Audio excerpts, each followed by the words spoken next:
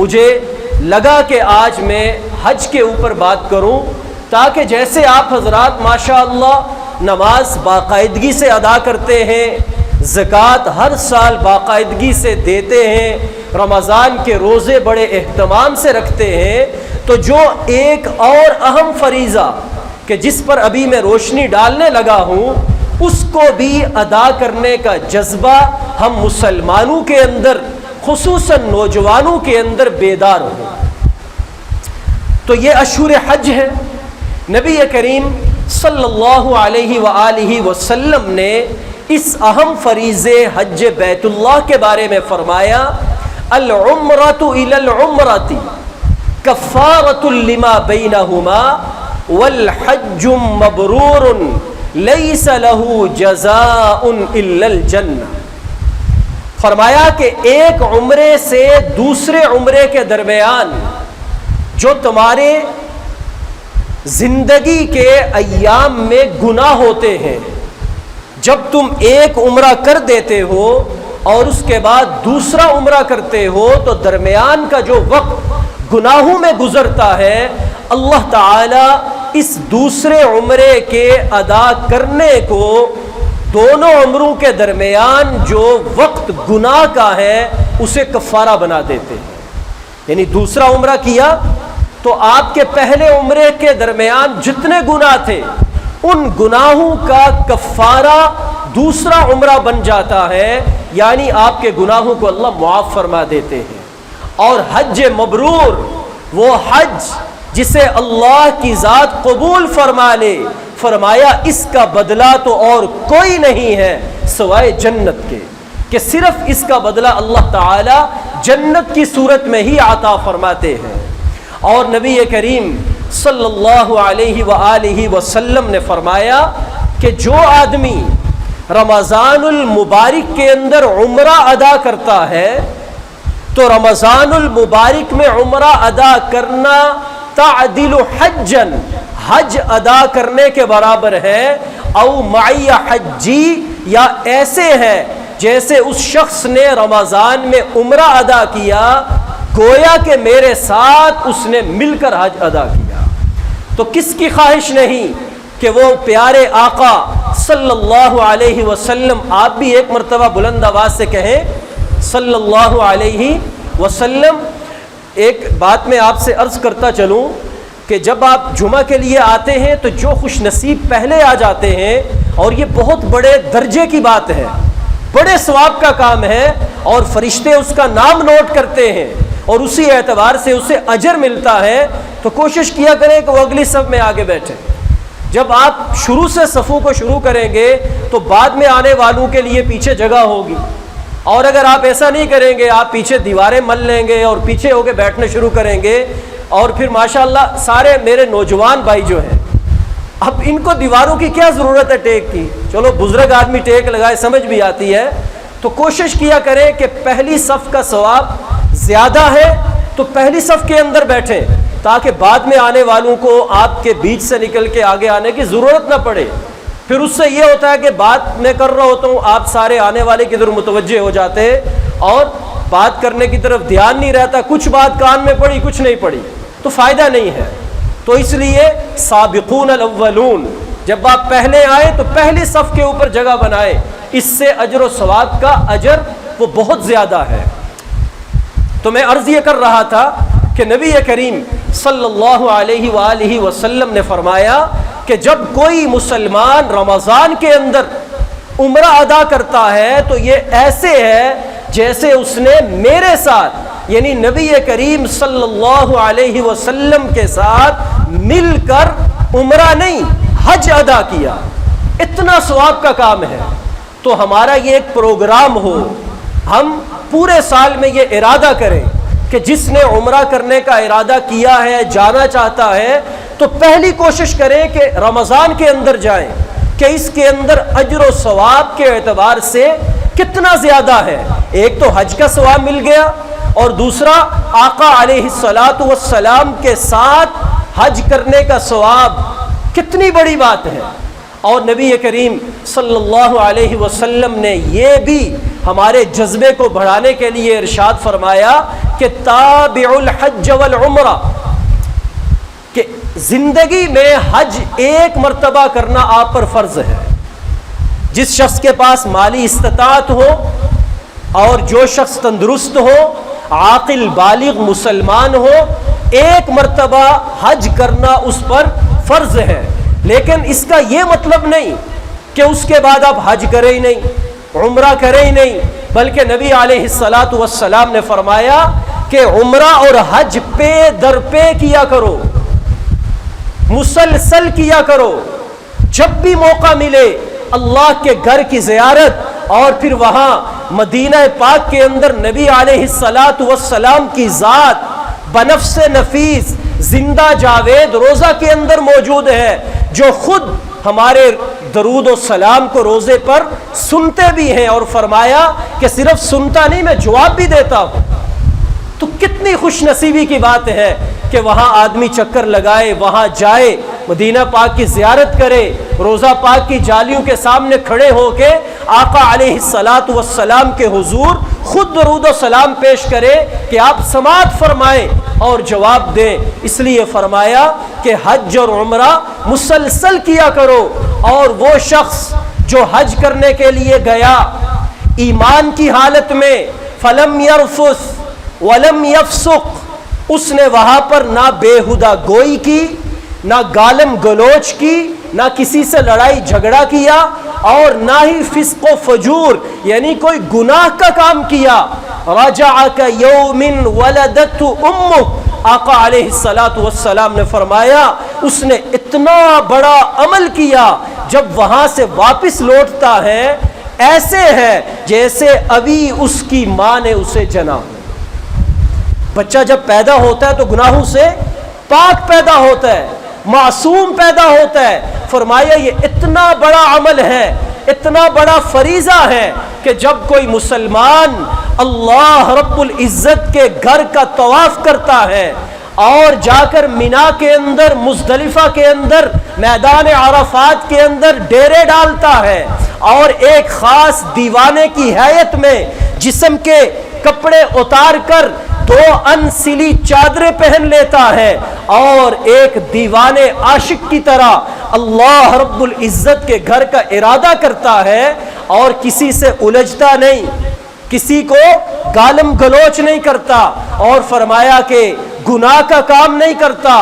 اور اللہ رب العزت کے لیے حج کر کے جب آتا ہے تو ایسے ہے جیسے آج اس کی ماں نے اسے جنا ہو۔ کتنا بڑا عمل ہے۔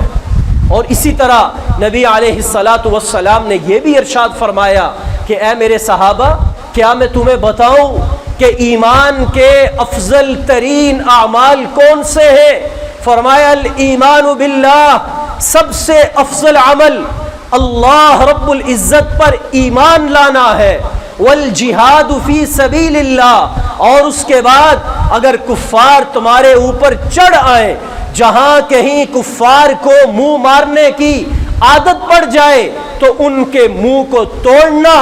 ان کے خلاف جہاد کرنا، یہ مسلمان کا دوسرا افضل ترین عمل ہے۔ اور فرمایا والحج مبرور، اور تیسرا ایمان کا افضل ترین عمل وہ اللہ کے لیے ایسا حج ہے جو اللہ قبول فرما لے۔ اور یہ صرف مردوں کے لیے نہیں، بلکہ نبی علیہ الصلاۃ والسلام نے ہماری مسلمان خواتین کو بھی، مسلمان عورتوں کو بھی اس کے جذبات دیے، اور فرمایا کہ حج کے لیے تمہارے اندر ایک جذبہ ہونا چاہیے۔ حضرت شفا سے فرمایا اے شفا، کیا میں تمہیں بتاؤں کہ بغیر لڑائی کے افضل ترین جہاد عورتوں کا کیا ہے؟ بغیر لڑائی کے، بغیر اسلحے کے، بغیر اسلحے کی لڑائی کے افضل ترین عمل عورتوں کا جہاد میں وہ کیا ہے؟ حضرت شفا نے فرمایا ضرور ارشاد فرمائیں۔ آپ نے فرمایا کہ عورت کا افضل ترین جہاد یہ ہے کہ وہ اللہ کے راستے کا حج ادا کرے، کہ وہ حج کرنے کے لیے جائے۔ لہٰذا جیسے عاقل بالغ مردوں کے لیے آپ علیہ الصلاۃ والسلام نے اس کے فضائل ارشاد فرمائے، تو یہی فضائل ہماری مسلمان عورتوں کے لیے بھی ہیں۔ لیکن یہ بات یاد رہے کہ وہ عورت جس پر حج کی ساری شرائط پائی جاتی ہیں، وہ تندرست بھی ہے، وہ سفر بھی کر سکتی ہے، اس کے پاس مالی استطاعت بھی ہے، وہ عاقلہ بالغہ بھی ہے، لیکن سفر حج میں جانے کے لیے اس کے ساتھ کوئی محرم رشتہ دار نہیں، اس کا خاوند، اس کا باپ، اس کا بھائی، اس کا ماموں اگر اس کے ساتھ نہیں، اس کا بیٹا اگر محرم رشتہ دار اس کے ساتھ نہیں ہے تو حج اس پر فرض تو ہے، لیکن فوراً ادا کرنا ضروری نہیں جب تک کہ اسے کوئی محرم میسر نہ آ جائے۔ ہمارے ہاں آج کل عورتیں بعض دفعہ یہ کرتی ہیں کہ بغیر محرم کے یہاں سے چلی گئی کہ وہاں ہمارا محرم موجود ہے، جاب کے سلسلے میں وہاں گیا یا کسی دوسرے ملک سے آ رہا ہے، تو یاد رکھے ایسا سفر عورت کے لیے جائز نہیں ہے۔ دین کا ہر وہ کام جو ہم اللہ کے نبی کے طریقے پر کریں گے وہ ثواب ہوگا۔ اگر اللہ کے نبی علیہ الصلاۃ والسلام کے طریقے سے ہم ہٹ کر کریں گے، ساری زندگی سر سجدے میں ڈالے رکھیں، ہمیں اس کا کوئی ثواب نہیں ملے گا۔ اس لیے کوئی بھی عبادت ہے تو اسے اللہ کے نبی صلی اللہ علیہ وسلم کی اتباع اور آپ کی سنت طریقے کے مطابق پرکھا کرو کہ کیا نبی علیہ الصلاۃ والسلام نے ایسے کیا،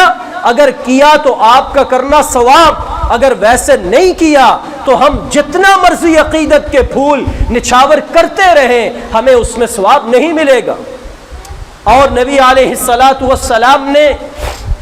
جہاں حج کرنے والوں کے لیے بڑے فضائل ارشاد فرمائے، بڑا ثواب ارشاد فرمایا، وہاں پر نہ کرنے والوں کے خلاف بڑی وعید بھی ارشاد فرمائی ہے۔ آج ہمارے دائیں بائیں ایسے ہمارے بھائی موجود ہیں جنہیں اللہ تعالیٰ نے بہت مال سے نوازا ہے اور بڑا اللہ تعالیٰ نے انہیں مالی استطاعت دی ہے، لیکن کیا ہے، وہ حج کرنے کے لیے نہیں جاتے، عمرہ کرنے کے لیے نہیں جاتے، دنیا کے اور ممالک کے اندر وہ لاکھوں خرچ کر کے وزٹ کر آئیں گے، سیر و تفریح کر آئیں گے، گھوم پھر آئیں گے، لیکن انہیں توفیق نہیں ہے۔ ان کے لیے اللہ کے نبی علیہ الصلاۃ والسلام نے فرمایا کہ جو شخص مالی استطاعت رکھتا ہو اور مریض نہ ہو، تندرست ہو اور کوئی پریشانی اور کسی قسم کی کوئی مجبوری اسے سفر سے نہ روکے، اس کے باوجود اگر وہ حج کرنے کے لیے نہیں جاتا تو آپ علیہ الصلاۃ والسلام نے فرمایا اگر وہ مر گیا تو وہ یہودی ہو کر مر جائے تو مر جائے، عیسائی ہو کر مر جائے تو مر جائے، وہ میری امت پر نہیں مرا ہے۔ کتنی بڑی وعید ہے۔ اور حضرت عمر فاروق رضی اللہ تعالی عنہ نے اسی حدیث مبارکہ کے تناظر میں اپنے گورنرز کو یہ خط لکھا تھا کہ اطراف کے شہروں کے اندر پتہ کرو کون مسلمان ہے جو تندرست ہے، مالی استطاعت ہے، کوئی مجبوری اس کے سامنے نہیں، پھر بھی وہ حج کرنے کے لیے نہیں آتا، تو فرمایا میرا یہ دل کرتا ہے کہ میں اس کے اوپر جزیہ نافذ کروں۔ جزیہ کیا ہوتا ہے؟ وہ مسلمانوں کے شہر کے اندر کوئی کافر رہتے ہوں، جیسے پاکستان ہے، انڈیا سے کوئی ہندو آ جائے اور آ کر کہے کہ میں دارالاسلام میں رہنا چاہتا ہوں،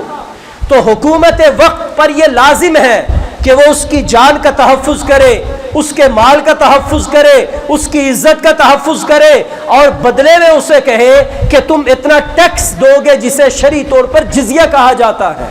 جو کافروں سے لیا جاتا ہے، حتی یعطوا الجزیہ عن ید وہم صاغرون، تاکہ انہیں یہ پتہ ہو کہ میں دارالاسلام میں رہ رہا ہوں مسلمانوں کے تابع ہو کر،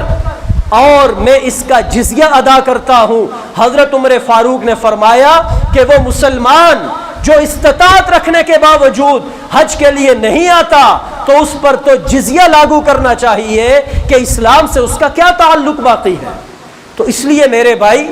اس کے بارے میں اللہ تعالیٰ کا آپ قرآن اٹھا کے دیکھیں تو اللہ تعالیٰ قرآن میں فرماتے ہیں وَلِلَّهِ عَلَى النَّاسِ حِجُّ الْبَيْتِ مَنِ اسْتَطَاعَ إِلَيْهِ سَبِيلًا،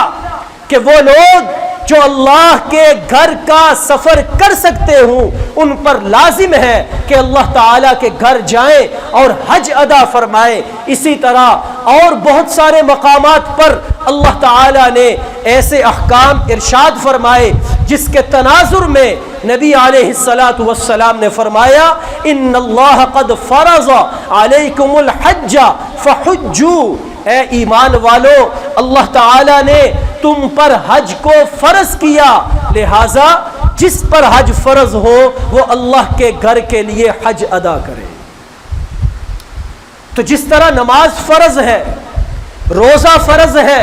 زکوٰۃ فرض ہے، اسی طرح مالی استطاعت رکھنے والے پر حج ادا کرنا بھی فرض ہے۔ اور میں یہاں یہ بات بھی عرض کرتا چلوں، ہمارے اس ملک پاکستان میں ایک عام تاثر یہ بھی پایا جاتا ہے کہ جب آدمی بہت بڑھاپے کے اندر چلا جائے، ایجڈ ہو جائے، عمر بہت بڑی ہو جائے، کمر جھک جائے، اب سمجھا جاتا ہے کہ بابا جی کو حج کے لیے بھیجو۔ وہ وہاں پر کیا حج کریں گے؟ وہ تو دوسروں کے محتاج، ویل چیئر کے محتاج، وہاں تو ازدحام ہوتا ہے، رش ہوتا ہے، جہاں آپ کا مال وہاں خرچ ہوتا ہے اس سے زیادہ آپ کی جسمانی طاقت خرچ ہوتی ہے۔ وہاں طواف کے چکر لگانا، سعی کرنا، وہاں مزدلفہ میں جانا، مینا میں جانا، جمرات کی رمی کرنا، میدان عرفات میں جانا، تو حج بڑی مشقت کا نام ہے۔ تو بڑھاپے کا انتظار مت کیا کرو، سب سے بہتر حج وہ ہے جو جوانی کی عمر کے اندر کیا جائے۔ لہٰذا وہ ہمارے بھائی جو اس کی استطاعت رکھتے ہیں، یا وہ ہمارے بھائی جو اپنی اولاد کو بھیجنے کی طاقت رکھتے ہیں، انہیں چاہیے کہ اپنی بھرپور جوانی کے اندر وہ حج کرنے کے لیے جائیں اور اپنی اولادوں کو بھیجیں۔ اب حج ادا کرنا کس شخص پر فرض ہے؟ تو یاد رکھیں سب سے پہلی شرط ہے کہ مسلمان ہو، عاقل ہو، بالغ ہو۔ اگر کافر ہے اس کو حج کرنے کا کوئی فائدہ نہیں، اگر مجنون ہے، پاگل ہے، دیوانہ ہے، اس پر حج فرض نہیں، نابالغ ہے، حج ادا کرے گا، نفلی حج ادا تو ہوگا لیکن اس پر لازم اور ضروری نہیں، ہاں ثواب اسے اس کا ضرور ملے گا۔ ان تین شرطوں کے بعد چوتھی شرط یہ ہے کہ وہ آدمی مریض نہ ہو، تندرست ہو۔ تندرستی کا مطلب یہ کہ وہ جا بھی سکتا ہو، وہاں رہ بھی سکتا ہو اور واپس آ بھی سکتا ہو، ایسا شخص تندرست کہلائے گا۔ پانچویں شرط یہ ہے کہ اس کے پاس مالی استطاعت ہو،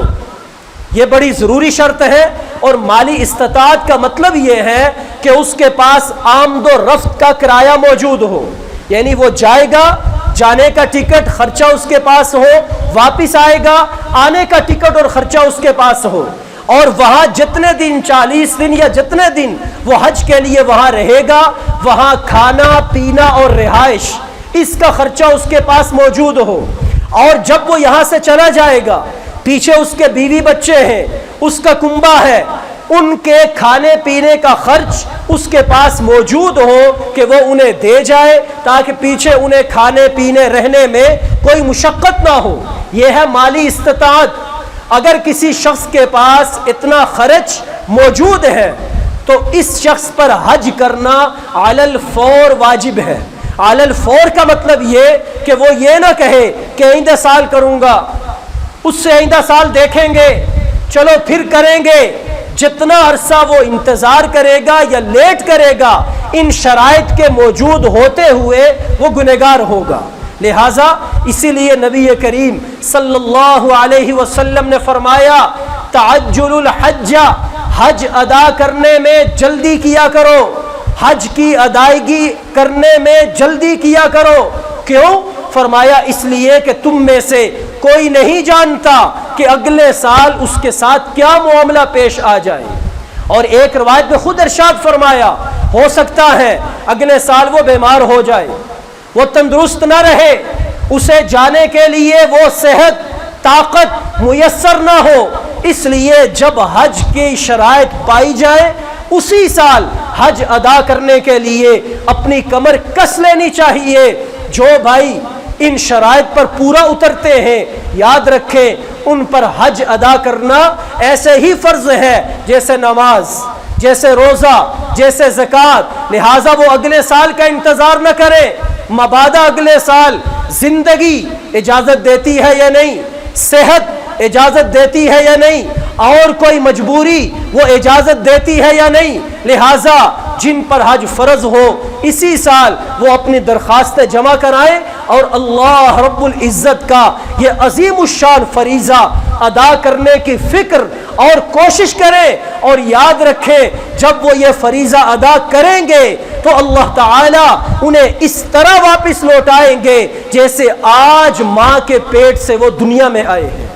تو یہ کتنی بڑی فضیلت اور کتنا بڑا اجر و ثواب ہے۔ رب کریم ہمیں تمام حقوق اللہ کے ساتھ ساتھ حج بیت اللہ کا حق ادا کرنے کی توفیق عطا فرمائے۔ وآخر دعوانا الحمد للہ رب العالمین۔